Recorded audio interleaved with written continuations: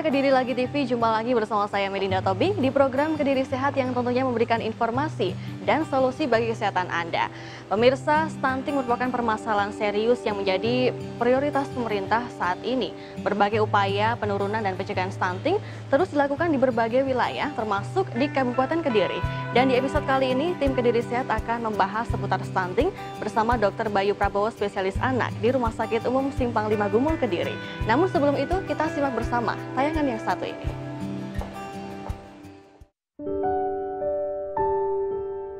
Stunting adalah kondisi ketika anak lebih pendek dibandingkan anak-anak lain seusianya, atau dengan kata lain, tinggi badan anak berada di bawah standar. Standar yang dipakai sebagai acuan adalah kurva pertumbuhan yang dibuat oleh Badan Kesehatan Dunia atau WHO. Di Asia Tenggara, Indonesia menempati posisi ketiga untuk jumlah stunting terbanyak. Pada tahun 2018, walaupun jumlahnya turun dibandingkan tahun-tahun sebelumnya, masih ada 3 dari 10 balita Indonesia yang mengalami stunting. Stunting merupakan akibat dari kurangnya asupan gizi pada anak dalam 1000 hari pertama kehidupan, yaitu semenjak anak masih di dalam kandungan hingga anak berusia 2 tahun. Stunting pada anak bisa disebabkan oleh masalah pada saat kehamilan, melahirkan, menyusui, atau setelahnya, seperti pemberian empasi yang tidak mencukupi asupan nutrisi. Selain nutrisi yang buruk, stunting juga bisa disebabkan oleh kebersihan lingkungan yang buruk, sehingga anak sering terkena infeksi. Pola asuh yang kurang baik juga ikut berkontribusi atas terjadinya stunting. Buruknya pola asuh orang tua seringkali disebabkan oleh kondisi ibu yang masih terlalu muda atau jarak antar kehamilan terlalu dekat. Stunting pada anak akan terlihat dari perawakan anak yang kerdil saat mencapai usia 2 tahun atau lebih pendek dibandingkan anak-anak seusianya dengan jenis kelamin yang sama. Selain pendek atau kerdil, anak yang mengalami stunting juga terlihat kurus. Walaupun terlihat pendek dan kurus, tubuh anak tetap proporsional. Tetapi perlu diingat, tidak semua anak yang pendek itu disebut stunting. Selain mengalami gangguan pertumbuhan, stunting pada anak juga memengaruhi perkembangannya. Anak dengan stunting akan mengalami penurunan tingkat kecerdasan, gangguan berbicara, dan kesulitan dalam belajar. Akibatnya, prestasi anak di sekolah akan buruk. Dampak lebih jauh dari stunting adalah pada masa depan anak, di mana ia akan sulit mendapatkan pekerjaan ketika dewasa. Anak dengan stunting juga memiliki sistem kekebalan tubuh yang rendah, sehingga lebih mudah sakit, terutama akibat penyakit infeksi. Selain itu, anak yang mengalami stunting akan lebih sulit dan lebih lama sembuh ketika sakit. Stunting juga memberikan dampak jangka panjang terhadap kesehatan anak. Setelah dewasa, anak akan rentan mengalami penyakit diabetes, hipertensi, dan obesitas. Seluruh ciri-ciri anak stunting ini sebenarnya adalah dampak dari kurangnya nutrisi, seringnya terkena penyakit, dan salahnya pola asuh pada 1000 hari pertama kehidupan yang sebenarnya dapat dicegah namun tidak dapat diulang kembali.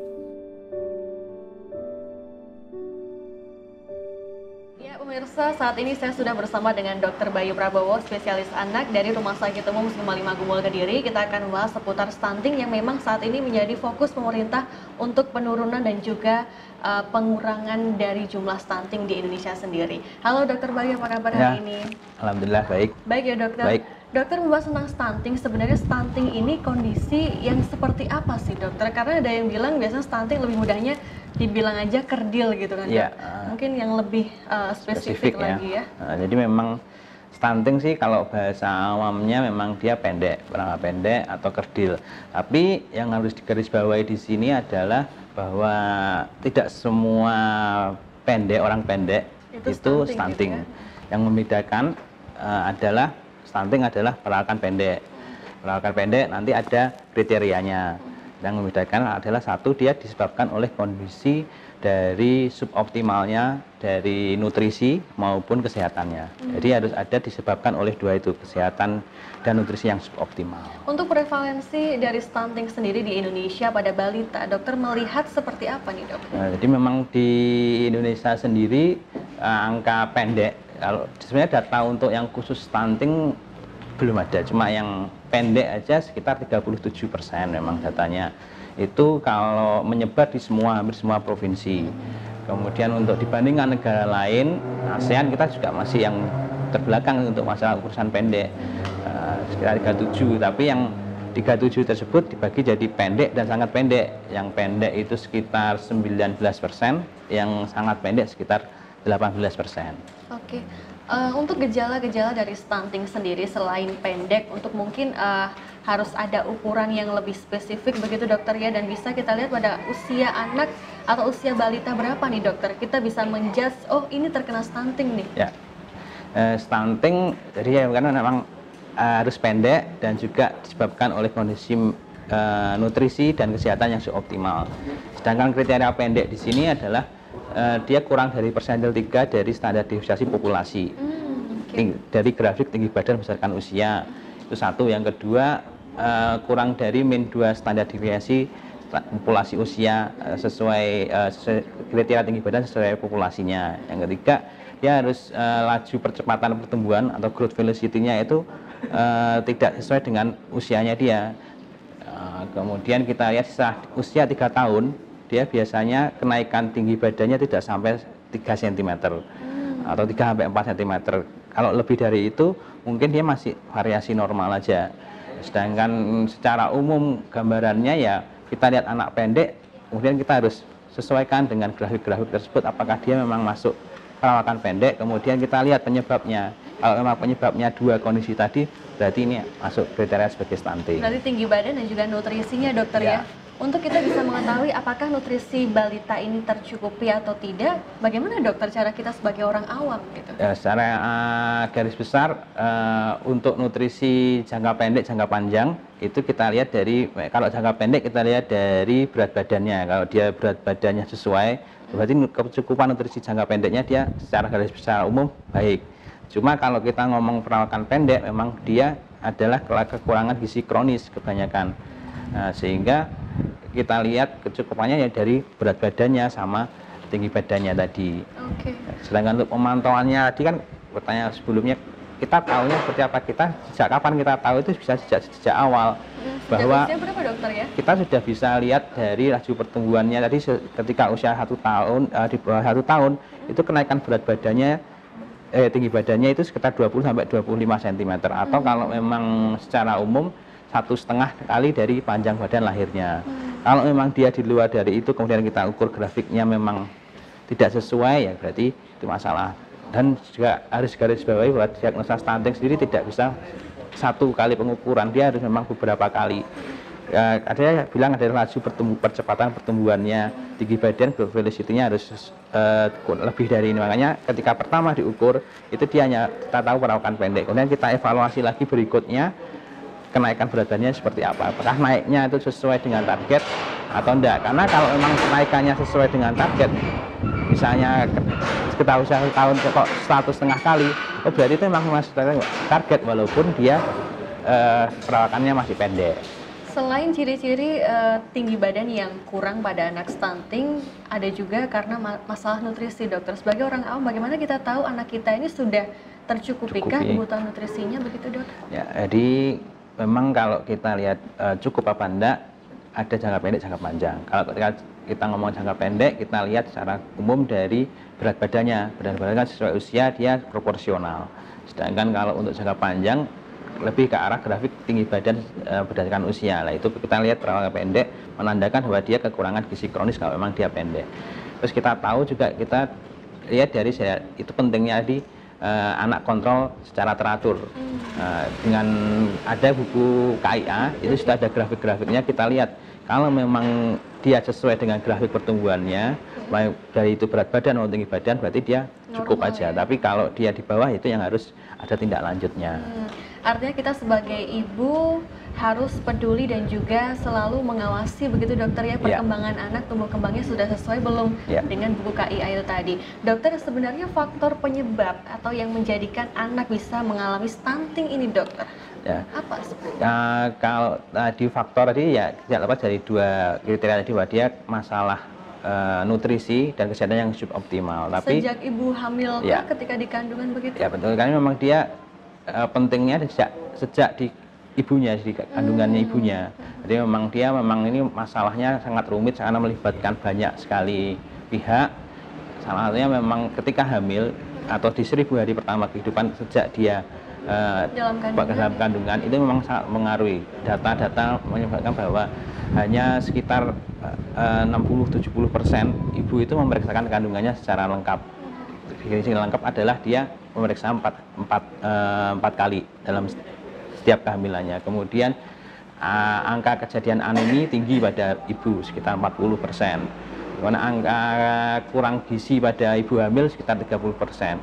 Nah, start awal yang buruk ini yang menyebabkan nantinya dia akan menyebabkan stunting nantinya.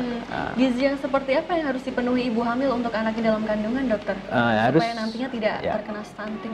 Memang dia harus program pemerintah di peraturan pemerintah nomor 39 tahun 2013 memang dia paling tidak dia harus memeriksakan kandungannya itu 4 kali secara rutin. Sehingga ketika ada masalah di situ harus intervensi secara dini. Kemudian untuk anemi kita harus tambah besi. Sedangkan untuk masalah ibu yang kurang gizi kronis itu sama seperti lingkaran setan dengan stunting, karena gizi kronis pada kurang energi protein pada ibu hamil itu dipengaruhi dari anak juga dari sejak awal, sehingga kita harus memang potong-potongnya dari awal. Tarik benang merah memang awalnya dari ibunya sendiri yang harus benar-benar care dengan anak yang sedang dikandung, karena nantinya gizi itu akan berpengaruh pada tumbuh kembang anak nantinya, dokter ya. Untuk nantinya dok, dampak yang ditimbulkan dari stunting jangka pendek dan juga jangka panjangnya apakah nanti juga akan berpengaruh pada kecerdasan anak nantinya, dok? Kalau misalnya dampak berarti kita ngomongnya secara kognitif dia pasti akan terganggu. Kemudian kecerdasannya dia terganggu. Kalau kita ngomong intelektualnya kita terganggu, nantinya untuk dia mencari pekerjaan dan dampak ekonominya juga pasti akan terganggu. Kalau ekonominya dia terganggu, masalah penyakit degeneratif di kemudian hari juga akan meningkat. Termasuk nantinya akan melahirkan anak-anak dengan stunting yang lain lagi. Apakah nantinya akan menjadi bisa dibilang akan menurun ke anak di bawahnya begitu, dokter? Kalau kita ngomong tinggi badan atau pendek itu memang dipengaruhi, satu memang genetik, kedua endokrin, dan ketiga lingkungan. Lingkungan di sini yang dimaksud adalah nutrisi dan kesehatan. Kalau memang dia genetiknya, kalau untuk stunting itu juga tidak diturunkan, tapi kalau perawakan pendeknya bisa diturunkan dari genetik tadi. Kita bisa tahu tinggi badan anak kita nantinya itu memang ada rumusnya, tinggi potensial genetiknya. Anak laki-laki itu berapa, perempuan itu berapa, dilihat dari tinggi ayahnya, kemudian tinggi ibunya, nanti ada rumusnya. Artinya dampak panjang dari atau stunting ini memang cukup kompleks, dokter ya, nantinya memang sampai ke perekonomian juga begitu. Nah dok, bisakah kita mengatasi pada anak yang sudah terkena stunting begini, cara kita mengatasi supaya bisa lebih baik anaknya? Jadi yang perlu perhatian adalah ketika sudah terdiagnosa menjadi stunting disebabkan perawakan pendek yang disebabkan oleh kelainan nutrisi dan juga kesehatan, itu akibatnya itu tidak irreversible atau tidak bisa kita perbaiki. Sehingga yang utama adalah kita cegah stunting itu, sehingga programnya adalah cegah. Cara kita mencegah, dokter, memang ini juga sedang menjadi perhatian pemerintah kita gitu. Seperti apa, dok? Ya, kita harus sebagai orang tua, kita memang sebagai settingannya adalah misalnya sebagai keluarga baru, kita memang harus satu, ketika kita merencanakan kehamilan kita harus siap semuanya. Ininya, keuangannya, nanti gizinya dan sebagainya. Kemudian kita imunisasi sebelum hamil. Kemudian ketika dalam kandungan kita harus cukupkan kebutuhan gizi ibu hamil ini, minum vitamin, tambah darah, makan yang bergizi. Kemudian ketika lahir ya kita harus memberikan ASI eksklusif, karena salah satu cara mencegah stunting adalah ASI eksklusif. Kemudian pemberian makan pendamping ASI yang tepat, kemudian harus imunisasi. Kenapa imunisasi menjadi hal yang juga penting? Karena data kita adalah hanya 50% anak Indonesia yang imunisasinya lengkap. Padahal seperti saya bilang, stunting tadi dipengaruhi oleh nutrisi dan juga kesehatan suboptimal. Kesehatan di sini salah satunya adalah imunisasi, karena kalau kita kena penyakit yang bisa dicegah dengan imunisasi juga pasti nanti akan mempengaruhi status gizinya tadi. Biasanya yang paling rentan terkena stunting ini adalah masyarakat yang seperti apa sih, dok? Data dari nasional memang semua provinsi, sehingga tidak ada persebaran oh ini provinsi tertentu dan sebagainya. Cuma dengan penelitian yang lain disebutkan bahwa memang tingkat ekonomi dan tingkat pengetahuan masyarakat yang kurang biasanya akan menyebabkan gizinya juga akan kurang. Artinya kesadaran masyarakat ya. memang masih banyak yang kurang mengerti tentang stunting ya. Nah dokter, kita akan melihat beberapa pendapat masyarakat tentang stunting ya. Kita simak bersama tayangan yang satu ini. Mas, apa yang diketahui tentang stunting? Oh, stunting, kayaknya pernah dengar sih, tapi untuk detailnya belum tahu. Pak Agus sudah pernah dengar tentang stunting, Pak? Kalau stuntingnya sih dengar, cuma untuk secara lebihnya itu saya belum tahu, Mbak. Mungkin sekilas, Pak, tahu? Kalau sekilas itu mungkin stunting itu pertumbuhan anak yang kurang bagus, katakanlah mungkin karena kurang gizi atau karena mungkin asupan ASI atau mungkin tinggal orang tua atau mungkin apa itu perawatan orang tua belum tahu atau mungkin yang lain penyebabnya. Iya. Bunda, apa yang diketahui tentang stunting? Stunting itu kondisi tinggi badan anak lebih pendek dari tinggi badan anak seusianya karena disebabkan kekurangan gizi kronis dengan manifestasi kegagalan pertumbuhan anak. Itu karena kekurangan asupan gizi kronis yang disebabkan waktu ibunya mengandung, mungkin kekurangan gizi untuk anak yang ada di dalam kandungannya. Bu pernah tahu tentang stunting? Stunting itu apa, Mbak? Belum pernah dengar ya, Bu? Belum pernah. Iya, terima kasih, Bu. Ya. Ya, itu tadi Dokter Bayu, ternyata banyak masyarakat kita yang belum paham, belum tahu tentang lebih detail tentang stunting sendiri, Dok. Harusnya seperti apa sih, Dok, kita? Iya, memang masalah stunting ini di dunia juga baru sekitar tahun 2007 mulai mengemuka. Sedangkan di Indonesia memang istilahnya kebakaran jenggotnya memang baru-baru ini. Mengingat efeknya yang ternyata jangka panjang, memang kita harus mencegahnya mulai dari sekarang. Caranya biar masyarakat ini ya kita harus sering sosialisasi. Yang sosialisasi siapa? Ya mulai dari tenaga terbawah bahwa masyarakat umum bisa mensosialisasikan. Kemudian lewat posyandu yang digalakkan itu sudah bisa mensosialisasikan bahwa masalah stunting ini, karena kan lini terdepan untuk kesehatan balita memang saat ini adalah di posyandu sendiri. Posyandu ya. Itu ya dokter ya, artinya memang ketika kita menjadi orang tua harus lebih care lagi dengan anak kita, terutama masalah gizi supaya bisa terhindar dari namanya stunting. Apalagi nanti di 2030 kita sudah memasuki akhir masa demografi gitu dokter ya, bonus demografi yang mana memang ini kita persiapkan dengan baik. Nanti kalau semuanya anak bangsa kena stunting akan berdampak juga pada kemajuan bangsa kita gitu dokter ya. Nah dok, sebenarnya kecurigaan seperti apa sih yang harus kita lakukan pada anak kita supaya oh ternyata anak saya ini bisa terindikasi stunting juga nih gitu. Ya, jadi itulah tadi ya pentingnya posyandu. Ketika posyandu itu pastikan dicek buku KIA-nya, ada grafik-grafiknya. Dia grafik tinggi badannya sesuai enggak, berat badannya sesuai enggak. Kapan kita cek ya posyandu? Kalau kita hampir sebulan sekali. Sedangkan di Indonesia minimal harusnya 3 bulan sekali. 3 bulan sekali ketika umur di bawah 2 tahun. Sedangkan di atas 2 tahun itu 6 bulan sekali. Dari situ kita bisa curiga itu stunting, itu lihat dari grafiknya tadi. Karena tanpa grafik sulit kita untuk melihat, hanya sekilas saja, oh nih, anak ini pendek. Grafiknya sesuai enggak dengan kriteria perawakan pendek tadi. Sehingga ketika itu ada penyimpangan di saat itu, kita segera intervensi. Apakah memang ini karena ada penyakit mendasari, misalnya penyakit jantung atau dia penyakit ini kurang darah, anemia. Saat itu kita harus tangani, sehingga harapannya di kontrol berikutnya dia sudah grafiknya masih sesuai belum terlambat ini. Begitu dokter ya. ketika dikatakan ini sudah terlambat dan tidak bisa lagi diatasi, itu usia berapa dokter? Ya kalau memang kita ngomong sejak awal harusnya sejak awal. Tapi kalau kita ngomong terlambat, saya tidak ada kata terlambat.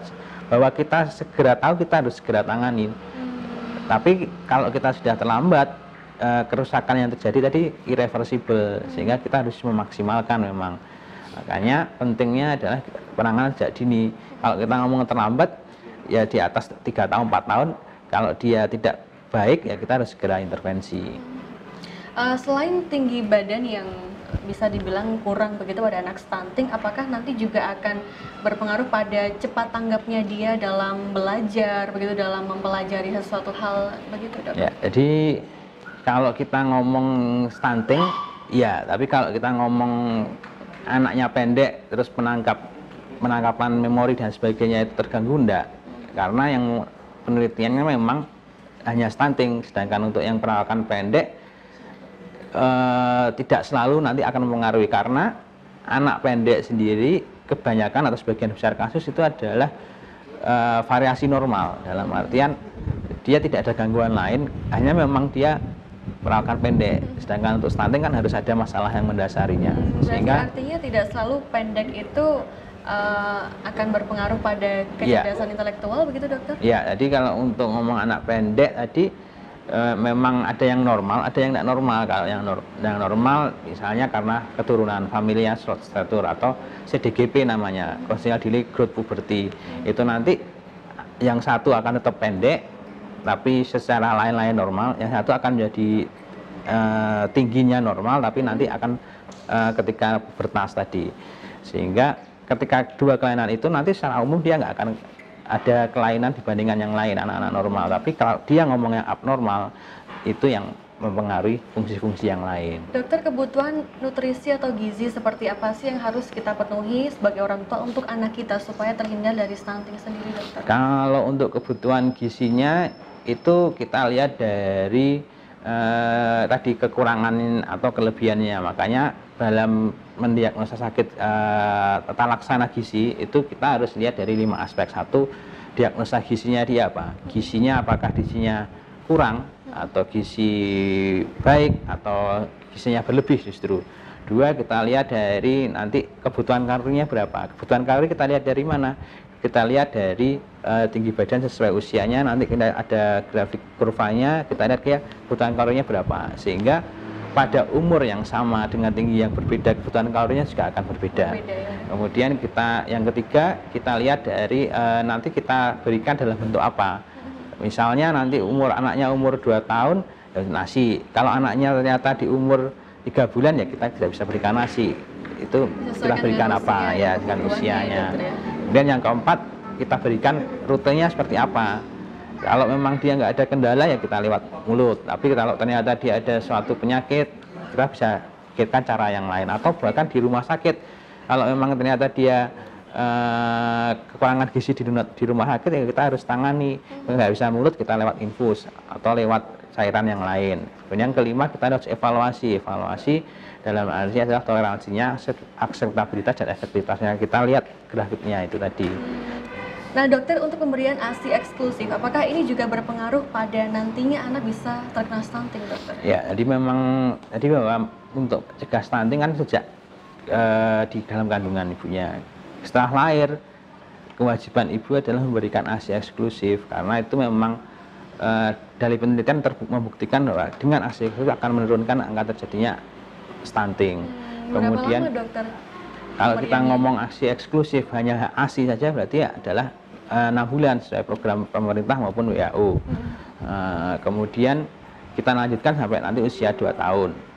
Yang berperan penting lagi adalah pemberian makanan pendamping ASI yang tepat, ya sesuai dengan indikasinya. Karena kalau kita salah juga nantinya akan memberikan dampak pada stunting. Kemudian di 6 bulan awal ya imunisasi yang di 6 bulan itu yang harus kita kejar, ya harus kita penuhi. Dokter, selain jadi kewajiban ibu bahwa tumbuh kembang anak ini juga menjadi tanggung jawab lingkungan sekitarnya, dokter. Seharusnya lingkungan mendukung seperti apa, dok, untuk tumbuh kembang anak sendiri?